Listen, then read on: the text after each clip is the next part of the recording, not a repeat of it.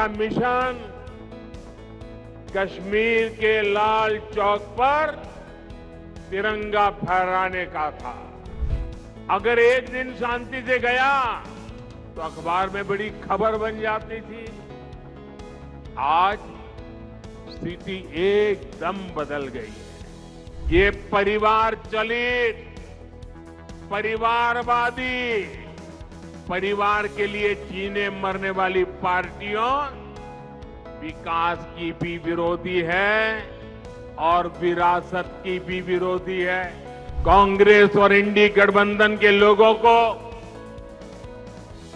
देश के ज्यादातर लोगों की भावनाओं की कोई परवाह नहीं है।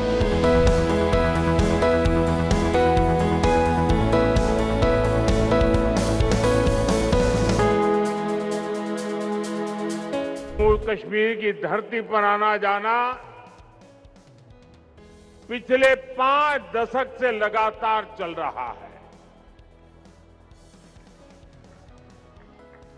मुझे याद है 1992 में एकता यात्रा के दौरान यहां जो आपने भव्य स्वागत किया था, जो सम्मान किया था, एक प्रकार से पूरा क्षेत्र रोड पर आ गया था। और आप भी जानते हैं तब हमारा मिशन कश्मीर के लाल चौक पर तिरंगा फहराने का था। तब यहां माताओं बहनों ने बहुत आशीर्वाद दिया था। 2014 में माता वैष्णो देवी के दर्शन करके आया था और इसी मैदान पर मैंने आपको गारंटी दी थी कि जम्मू कश्मीर की अनेक पीढ़ियों ने जो कुछ सहा है उसे मुक्ति दिलाऊंगा।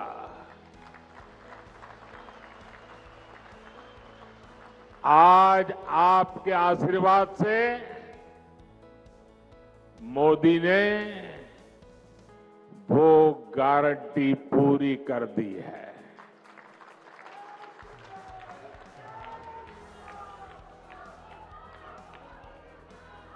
दशकों बाद ये पहला चुनाव है जब आतंकवाद, अलगाववाद, पत्थरबाजी, बंद, हड़ताल, सीमा पार से गोलीबारी ये चुनाव के मुद्दे ही नहीं है।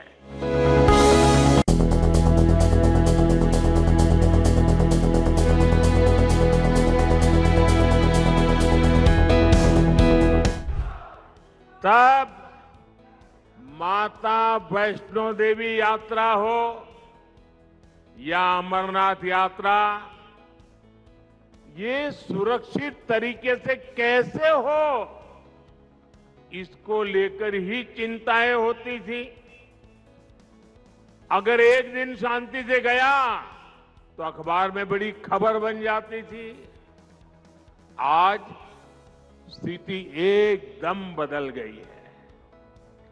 आज जम्मू कश्मीर में विकास भी हो रहा है और विश्वास भी बढ़ रहा है।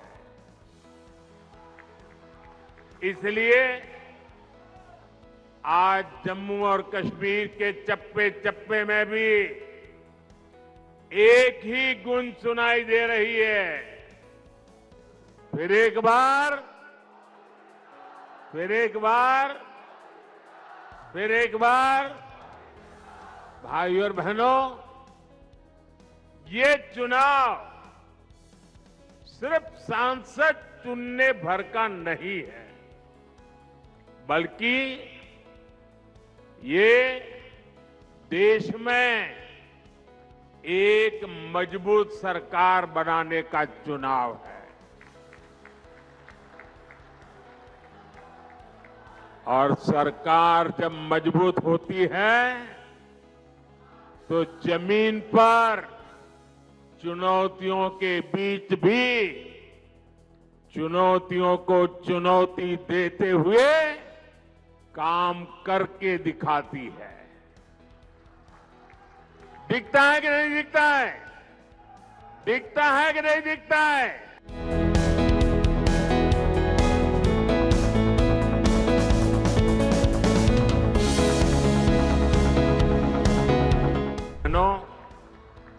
ये परिवार चलित, परिवारवादी, परिवार के लिए जीने मरने वाली पार्टियों विकास की भी विरोधी है और विरासत की भी विरोधी है।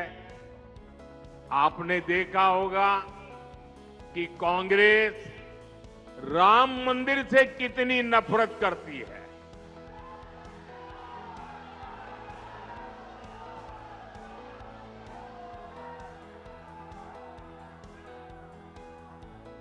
कांग्रेस और उनकी पूरी इकोसिस्टम अगर कहीं मुंह से राम मंदिर भी निकल गया तो चिल्लाने लग जाती है, रात दिन चिल्लाती है कि राम मंदिर बीजेपी के लिए चुनावी मुद्दा है। राम मंदिर न कभी चुनाव का मुद्दा था, न चुनाव का मुद्दा है और न ही कभी चुनाव का मुद्दा बनेगा। अरे राम मंदिर का संघर्ष तो तब से हो रहा था जब भाजपा का जन्म भी नहीं हुआ था। राम मंदिर का संघर्ष तो तब से हो रहा था जब यहां अंग्रेज सल्तनत भी नहीं आई थी। राम मंदिर का संघर्ष 500 साल पुराना है, जब कोई चुनाव का नामो निशान नहीं था। जब विदेशी आक्रांताओं ने हमारे मंदिर तोड़े तो भारत के लोगों ने अपने धर्म स्थलों को बचाने की लड़ाई लड़ी। वर्षों तक लोगों ने अपनी ही आस्था के लिए क्या क्या नहीं झेला।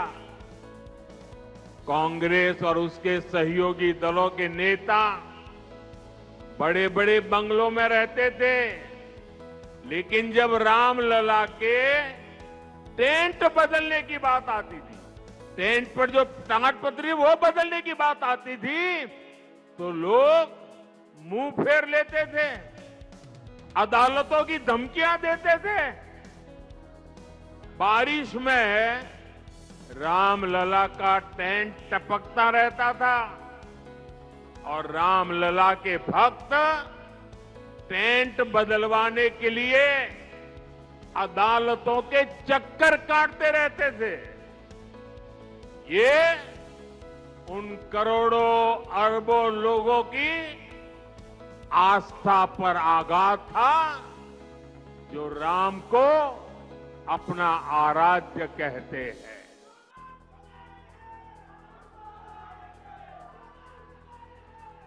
और हमने इन्हीं लोगों से कहा कि एक दिन आएगा जब रामलला भव्य मंदिर में विराजेंगे।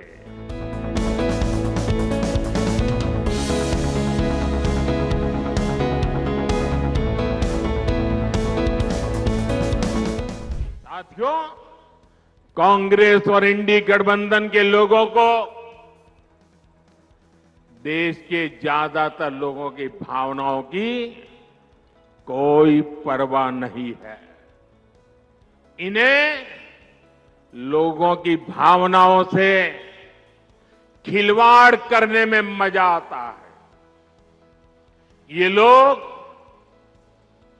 सावन में एक सजायाफ्ता जो सजा कोर्ट ने जिसको सजा की है, जो जमानत पर है, ऐसे एक मुजरिम के घर जाके सावन के महीने में मटन बनाने का मौज ले रहे हैं। इतना ही नहीं, उसका वीडियो बना करके देश के लोगों को चिढ़ाने का काम करते हैं।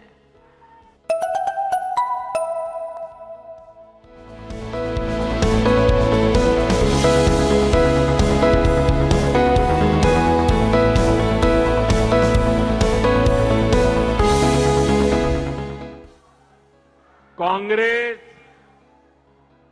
और उनकी पूरी इकोसिस्टम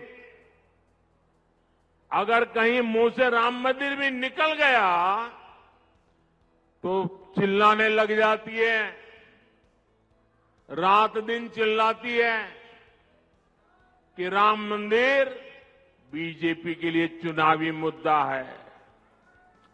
राम मंदिर न कभी चुनाव का मुद्दा था, न चुनाव का मुद्दा है और न ही कभी चुनाव का मुद्दा बनेगा। अरे राम मंदिर का संघर्ष तो तब से हो रहा था जब भाजपा का जन्म भी नहीं हुआ था। राम मंदिर का संघर्ष तो तब से हो रहा था जब यहां अंग्रेज सल्तनत भी नहीं आई थी। राम मंदिर का संघर्ष 500 साल पुराना है, जब कोई चुनाव का नामो निशान नहीं था। जब विदेशी आक्रांताओं ने हमारे मंदिर तोड़े तो भारत के लोगों ने अपने धर्म स्थलों को बचाने की लड़ाई लड़ी थी। वर्षों तक लोगों ने अपनी ही आस्था के लिए क्या क्या नहीं झेला। कांग्रेस और उसके सहयोगी दलों के नेता बड़े बड़े बंगलों में रहते थे, लेकिन जब रामलला के टेंट बदलने की बात आती थी, टेंट पर जो ताड़पत्री वो बदलने की बात आती थी, तो लोग मुंह फेर लेते थे, अदालतों की धमकियां देते थे। बारिश में रामलला का टेंट टपकता रहता था और रामलला के भक्त टेंट बदलवाने के लिए अदालतों के चक्कर काटते रहते थे।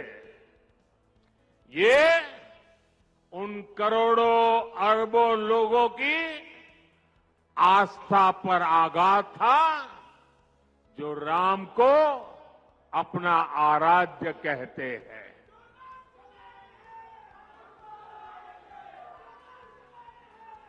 और हमने इन्हीं लोगों से कहा कि एक दिन आएगा जब रामलला भव्य मंदिर में विराजेंगे।